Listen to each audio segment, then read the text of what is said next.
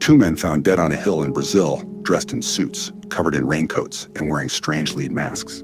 No injuries, no poison detected, no signs of struggle, only a cryptic note, and a mystery that spread across Europe and the world. What signal were they waiting for? What did they expect to see that required masks made of solid lead? This is the lead masks case.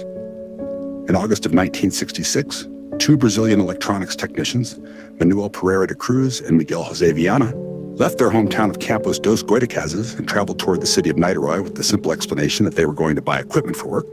No one knew it would be the last time anyone saw them alive. After arriving in Niterói that afternoon, witnesses recalled the men purchasing waterproof raincoats and a bottle of water. One shop attendant said Miguel appeared nervous, checking his watch again and again, as if following a precise schedule.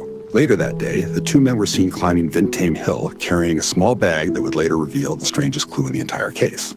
3 days passed with no word from them. On August 20th, a young boy flying a kite stumbled upon a disturbing sight near the top of Vintame Hill.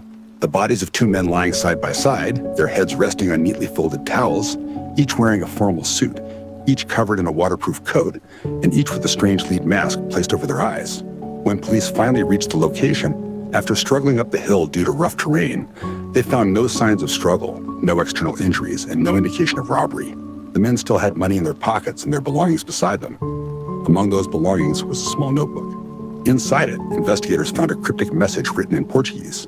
1630, be at the specified location. 1830 in guest capsules. After the effect, protect metals. Await signal. Mask.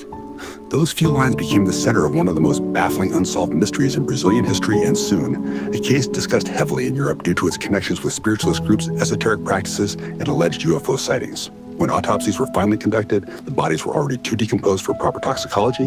Investigators could not determine whether the men had ingested poison, hallucinogens, or any other substance. With no cause of death and no physical trauma, the case remained suspended in uncertainty. What were the capsules they were instructed to take? What was the signal they were waiting for? And why did they believe they needed masks made of solid lead to protect their eyes? Some theories suggest the men were followers of a scientific spiritualist group experimenting with telepathy or intense light phenomena. Others argue they may have been testing electronic equipment or attempting to observe something they believed would emit dangerous radiation. A more grounded explanation suggests they might have accidentally poisoned themselves during some sort of ritualistic or experimental practice. But there are also eyewitness reports of strange lights in the sky over the hill that evening, reports that push the story into the realm of UFO lore, making it a recurring topic in European paranormal circles. Yet, despite decades of speculation, no theory fully explains the precise outfits, the masks, the folded towels, the instruction to await signal, or why two rational electronic technicians would willingly climb a hill to die. There were no signs of violence. There was no evidence of anyone else being present. There was no motive for murder, no trace of a third party, and no conclusive scientific explanation.